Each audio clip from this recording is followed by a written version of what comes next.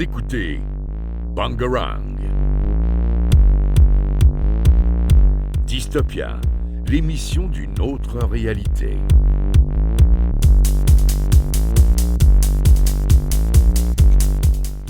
Bonjour à tous, c'est Dystopia, la chaîne de Bangarang, et aujourd'hui nous nous retrouvons pour une nouvelle émission. Et aujourd'hui nous avons Julien, Renaud, Baya, Célia et Juliana. Salut. Bonjour. Salut. Alors aujourd'hui nous avons deux nouveaux membres, donc bonjour Célia. Bonjour. Bonjour Juliana. Bonjour. Alors aujourd'hui elles vont nous parler du service militaire si je ne me trompe pas. Oui, c'est ça, c'est le SNU.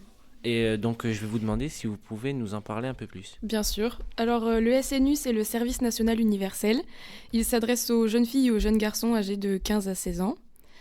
Le SNU, ça se porte sur 4 objectifs. Donc le premier, c'est de transmettre un socle républicain. Le second, de renforcer la cohésion nationale.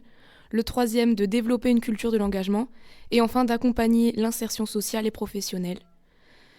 Le SNU, en fait, il se déroule en 3 étapes clés. Donc dans un premier temps, on part 2 semaines dans une brigade de 200 jeunes dans une autre région. Donc ça, c'est la première étape, elle est obligatoire. La deuxième étape, on est 2 semaines près de chez soi dans le mois qui suit en fait le séjour de cohésion. C'est aussi une phase obligatoire. Et la troisième phase, elle n'est pas obligatoire. On part 3 mois minimum dans le département de son choix entre 16 et 25 ans. Donc maintenant nous avons Baya et Renaud qui vont poser des questions sur l'intervention de Juliana. Est-ce que on peut choisir le département dans lequel on est redirigé? En fait, on peut pas choisir le département où on va. C'est trié, c'est aléatoire. En fait, avec notre nom, c'est un site qui choisit en fait où on va. Ouais, d'accord. Et il faut remplir des conditions particulières pour pouvoir s'inscrire au service universel? Oui, en fait, c'est des conditions physiques appropriées. C'est-à-dire que si, par exemple, on a un problème au niveau du genou, un problème au niveau du bassin qui va nous empêcher de faire certaines activités physiques, il y a des chances qu'on ne soit pas sélectionné. Mais c'est dans le SNU, il peut concerner plusieurs types de services, plusieurs types d'activités. Je veux dire, tu peux être sur des choses qui nécessitent une activité physique, mais aussi des choses plus intellectuelles, on va dire. Oui, en fait, du coup, il y aura des activités physiques, mais il y aura aussi des activités telles que de l'initiation au code de la route, des formations aux premiers secours. Après, des activités sportives et de cohésion. Il y a un développement durable et une transition écologique. On apprend des défenses et de la sécurité nationale, de la citoyenneté des institutions nationales et européennes. Et après, on voit aussi les connaissances des services publics et l'accès aux droits. Enfin, il y a c'est très divers et varié. D'accord. Ça existe depuis longtemps, hein, le SNU?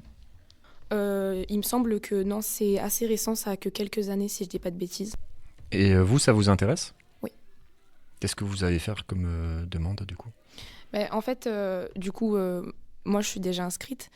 Et en fait, pour s'inscrire, il faut aller sur le site du SNU. On crée son espace, donc on nous demande de remplir plein de formulaires, la carte d'identité, tout ça.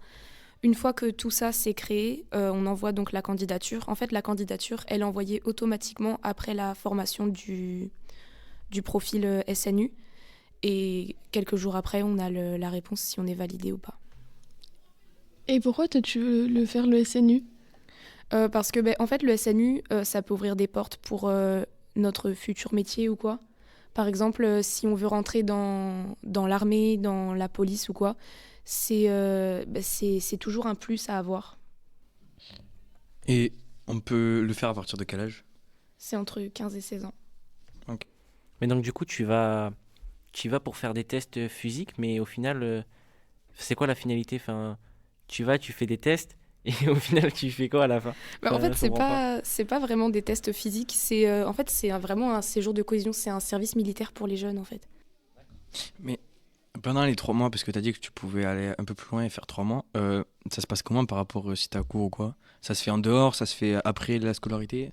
Du coup, comme c'est entre 16 et 25 ans, tu peux le faire en dehors des cours.